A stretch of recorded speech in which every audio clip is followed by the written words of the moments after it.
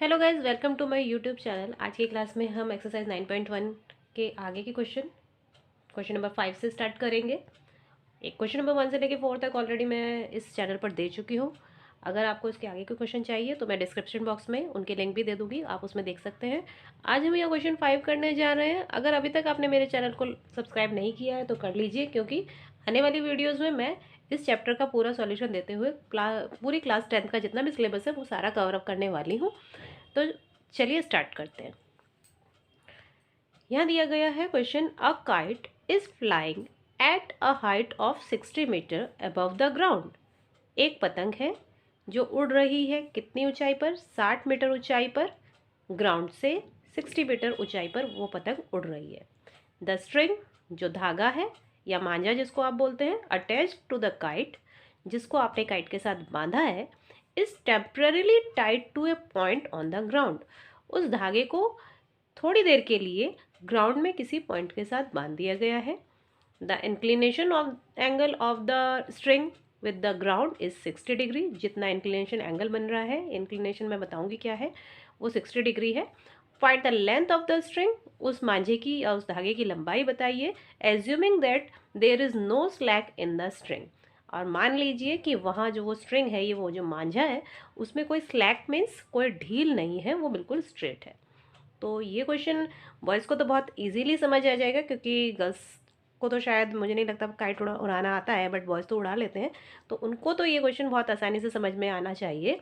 मान लेते हैं कि हमारी ये पतंग है और वो इस वक्त यहाँ है, और जैसे हम करते हैं ना कि कभी काइट उड़ाने लगे और काइट एक प्रॉपर हाइट पर पहुंच गई और वहां जाकर वो काइट एक बिल्कुल ऐसे सेट हो जाती है कि अगर आप उस धागे को हिलाए भी नहीं, मांझे को खींचे भी नहीं, तो वो अपनी ही जगह पर फिक्स हो जाती है। कभी कभी बॉयज़ को ये बात आसानी से समझ में आ जाएगी जिनको पतंग उड़ाना आता है। और यहाँ पर आप देख सकते हैं कि मान लिया कि ये पॉइंट एक ग्राउंड पर है, उसको हमने यहाँ पर बांध लिया। यहाँ हमने माना कि पतंग यहाँ है और ये जो धागा है वो उसको किसी थोड़ी देर के लिए जो उड़ा रहा था उसने ग्राउंड पर बांध दिया है। और यहाँ जो इंक्लिनेशन बोला जा रहा है, इंक्लिनेशन किसको बोला जा रहा है? ये ग्राउंड के साथ जो ये धागा, ये जो एंगल बना रहा है, ये 60 डिग्री आपको दिया जा रहा है। ठीक है, यहाँ जो ये इंक्लिनेशन मतलब यहाँ जो एलिवेशन एंगल है वो 60 डिग्री का है।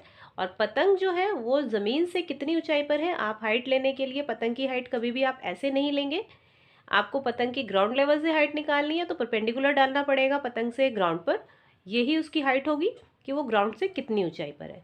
तो ये जो हाइट आपको दी गई है वो 60 मीटर यहाँ पर दी जा रही है। ये हाइट आपको 60 मीटर दी जा रही है।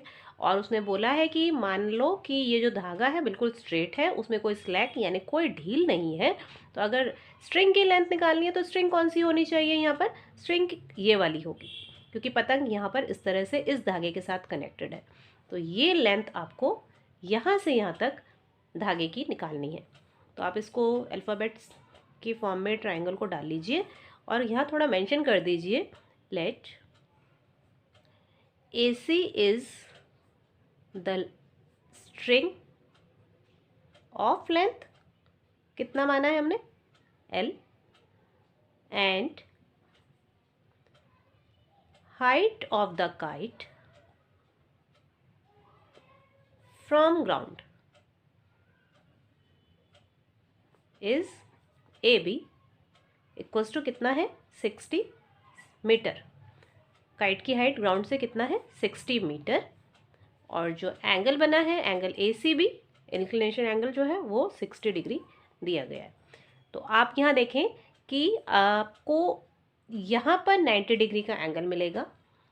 ये एक राइट एंगल है। राइट एंगल के सामने की साइड क्या होती है? वो हाइपोटेनस होती है। जैसे कि मैं हमेशा अपने हर क्वेश्चन में आपको बता रही हूँ कि राइट एंगल के जस्ट सामने वाली साइड हमेशा हाइपोटेनस कहलाती है। और ये जो स्टैंडिंग लाइन है एंगल के सामने वाली, इसको आप परपेंडिकुलर मानेंगे, और जो तीसरी साइड बचती है वो बेस हो जाएगी यहाँ पर। तो आपको जो रिलेशन देखना है यहाँ पर किस किस का देखना है? एक परपेंडिकुलर हमें मालूम है और हाइट हाइपोटेनस, हाइट नहीं, हाइपोटेनस हमें निकालना है। एंगल के साथ परपेंडिकुलर और हाइपोटेनस के रिलेशन में अगर आप देखें तो जो ट्रिग्नोमेट्रिक रेशियो यूज़ होता है वो साइन का ही यूज़ होता है। तो आप यहाँ करेंगे साइन ए सी बी, इस एंगल का नेम दिया मैंने, is equals to perpendicular upon hypotenuse होता है साइन के लिए। तो परपेंडिकुलर क्या है यहाँ पर हमारा ए बी और हाइपोटेनस ए सी है। यहाँ हम जो जो चीज़ें हमें मालूम है उनकी वैल्यूज़ प्लेस कर देते हैं। ए सी बी हमें 60 डिग्री मालूम था, ए बी 60 और ए सी हमें जो लेंथ है काइट की वो फाइंड करनी है। आप इसको 60 अपॉन एल से भी रिप्लेस कर सकते हैं क्योंकि हमने ए सी को एल एज्यूम किया है। अब आप यहाँ वैल्यू प्लेस कीजिए, साइन 60 की value √3/2 equals to 60 upon L, cross multiply करेंगे हम यहाँ पर, तो ये हो जाएगा √3l इक्वल्स टू 60 टू जा 120। अभी हमें यहाँ l फाइंड करना है, तो हम यहाँ √3 को डिवाइड में ले जाएंगे क्योंकि वो यहाँ मल्टीप्लाई में था। जो भी नंबर इधर मल्टीप्लाई में होता है वो इधर डिवाइड में चला जाता है। और आप देख सकते हैं कि ये एक प्राइम नंबर जो कि रूट में है, ये एक रेशनल नंबर है और इसको आपको रेशनल बनाना है। तो आप क्या करेंगे, √3 से ही मल्टीप्लाई कर देंगे। तो क्या होगा ये 120 √3 और √3 इंटू √3 क्या हो जाएगा 3, कैंसिल कर दीजिए 40 टाइम्स। तो L आपको यहाँ पर 40 √3 मीटर जो है लेंथ ऑफ द स्ट्रिंग, जो जिस मांझे से आप उस पतंग को उड़ा रहे हैं उस धागे की कितनी लंबाई है ग्राउंड पर बांधने के बाद, वो आपको यहाँ पर मिल जाती है। तो अब हम अपना नेक्स्ट क्वेश्चन यहाँ पर ले लेते हैं, क्वेश्चन नंबर 6 जो मैंने यहाँ ऑलरेडी लिख लिया है। 1.5 मीटर टॉल बॉय, एक 1.5 मीटर लंबा लड़का है, is standing at some distance from a 30 metre tall building. वो एक 30 मीटर लंबी बिल्डिंग से कुछ दूरी पर खड़ा है। यानी यहाँ पर बॉय की लेंथ आपको 1.5 मीटर दी जा रही है और जिस बिल्डिंग से दूर खड़ा है उस बिल्डिंग की लेंथ आप जो हाइट है वो आपको 30 मीटर दी जा रही है। The angle of elevation from his eyes to the top of the building increases from 30 to 60 as he walks towards the building. तो हमें करना क्या है, हम पहले इसमें इसका डायग्राम बना लेते हैं। मान लिया ये एक बॉय है जो यहाँ ग्राउंड पर खड़ा है और इसकी हाइट कितनी दी गई है 1.5 मीटर आपको इस बॉय की हाइट दी जा रही है और वो एक 30 मीटर, थोड़ा यहाँ तक ले लेते हैं हम, ये जो हाइट आपको बिल्डिंग की दी गई है वो 30 मीटर आपको दी जा रही है, यहाँ से यहाँ तक की हाइट। और वो बोल रहा है कि इसकी आइज से angle of elevation from his eyes, उसकी आइज से जो एंगल ऑफ एलिवेशन बन रहा है कहाँ तक, टू मतलब तक, कहाँ तक, the top of the building, building का टॉप। बिल्डिंग का टॉप कहाँ होगा, ये अगर ये बिल्डिंग है तो इसका टॉप ये है, यहाँ तक का जो ये एंगल ऑफ एलिवेशन बन रहा है उसके लिए आपको पहले यहाँ बेस से एक पैरेलल लाइन खींचनी पड़ेगी, तभी आपको एक प्रॉपर एंगल मिल पाएगा। आप इस तरह से एंगल नहीं डिनोट कर सकते हैं। उसके लिए मैंने आपको बताया था कि कभी भी आपको अगर एंगल ऑफ एलिवेशन या डिप्रेशन निकालना है तो जहाँ से भी एंगल बन रहा है उसमें बेस से होते हुए एक हॉरिजॉन्टल लाइन का होना ज़रूरी है, क्योंकि ग्राउंड पर तो वो यहाँ खड़ा है। अगर मैं यहाँ से ये लाइन खींचूँ तो देखा जाए तो ग्राउंड तो यही है, ग्राउंड लेवल तो यही है, लेकिन एंगल तो यहाँ से बनेगा। तब क्या हम ऐसे एंगल दिखाएंगे, नहीं। इसके लिए हमें इस ग्राउंड लेवल के पैरेलल उसकी आइज से एक लाइन और खींच लेनी है और जो ये एंगल बनेगा ये हमें 30 डिग्री दिया गया है। और उसने बोला बिल्डिंग का जो है वो एंगल 30 से बढ़कर 60 हो जाता है एज ही वॉक्स, जैसे ही वो चलता है टुवर्ड्स द बिल्डिंग, बिल्डिंग की तरफ थोड़ी दूर आगे निकल आता है और एक जगह आकर जब वो फिर खड़ा हो जाता है, सपोज हम मान लेते हैं कि वो यहाँ आकर खड़ा हो गया, अब जब वो इस टॉप को देखता है तो उसको जो ये एंगल बना हुआ मिलता है वो 60 डिग्री का मिल जाता है। Find the distance he walk toward the building, वो बिल्डिंग की तरफ, टुवर्ड्स मतलब बिल्डिंग की ओर, जितना भी डिस्टेंस वो बिल्डिंग की ओर गया वो डिस्टेंस यहाँ हमें फाइंड करने के लिए बोला जा रहा है। तो सबसे पहले हम कुछ अल्फ़ाबेट्स डालेंगे जिससे कि हमें ट्रायंगल का नेम मेंशन करने में इजी हो जाए। A B, let A B boy की हाइट है 1.5 मीटर हाइट दी है और वो बी से सपोज सी तक पहुंच जाता है, यहाँ हम डी ले लेते हैं।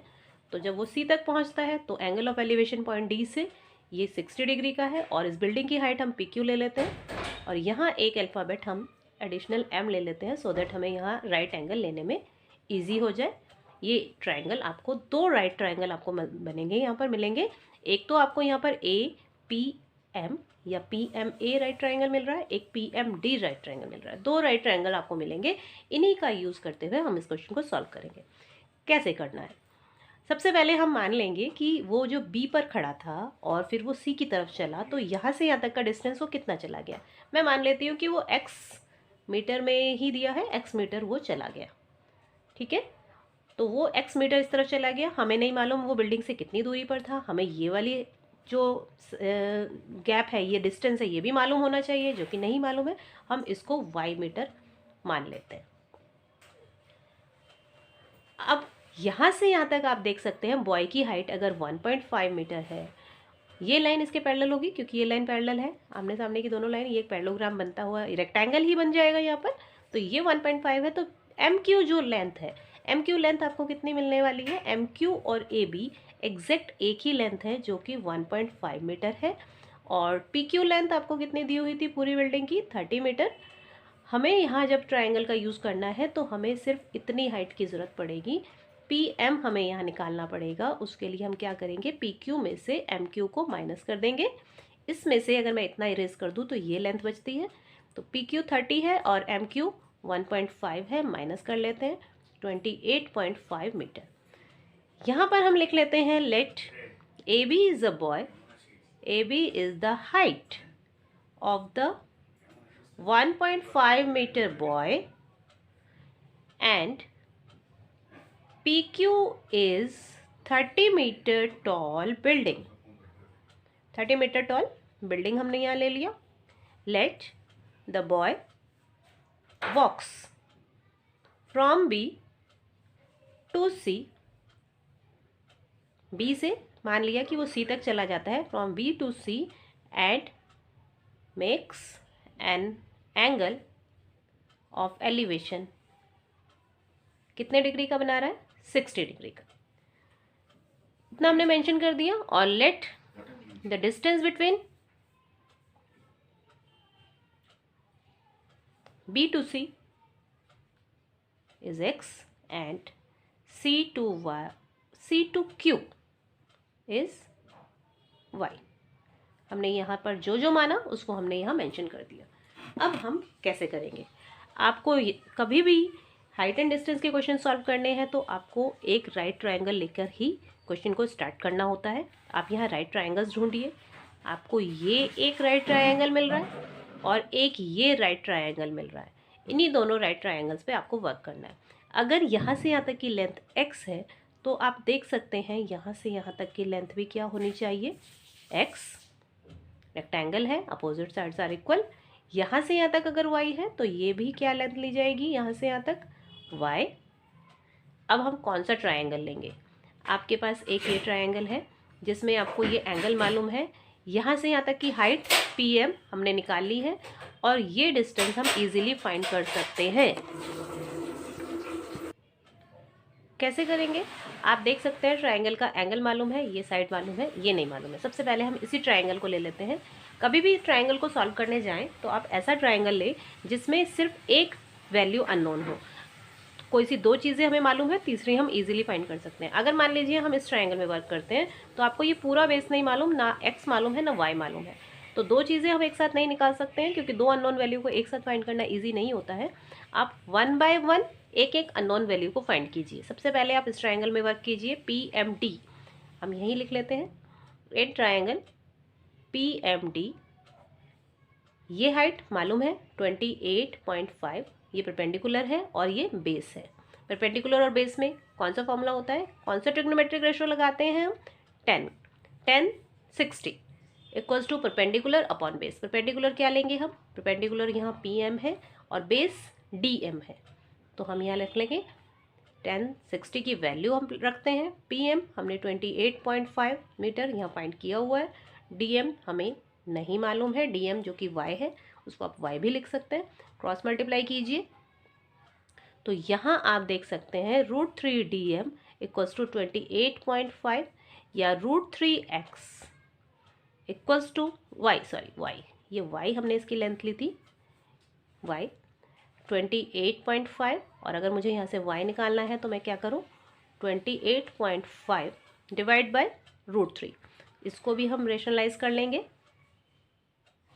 तो ये हमारा जो y की वैल्यू आएगी वो क्या आ जाएगी, नीचे 3 हो जाएगा, बिकॉज √3 इंटू √3 क्या होता है 3। अब इससे आप इसको कैंसिल करेंगे तो y आपका 9.5 √3 मीटर आ गया।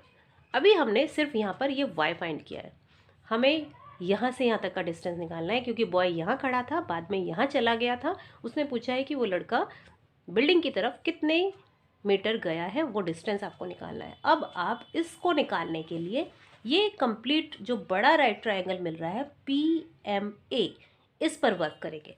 क्या करना है आपको यहाँ पर, अब आप यहाँ ले लीजिए इन ट्रायंगल PMA। यहाँ भी आप देख सकते हैं एंगल दिया हुआ है, परपेंडिकुलर मालूम है, बेस परपेंडिकुलर और बेस के साथ tan का ही फॉर्मूला हमें लगाना है, tan 30। यहाँ परपेंडिकुलर इस बार भी PM ही रहेगा, लेकिन इस ट्रायंगल के लिए बेस यहाँ से यहाँ तक हो जाएगा। इस ट्रायंगल के लिए बेस यहाँ से यहाँ तक था, अब हम पूरा ट्रायंगल ले रहे हैं तो यहाँ से यहाँ तक मीन AM इसका बेस हो जाएगा। PM हमने 28.5 रख लेना है, और AM मुझे नहीं मालूम है।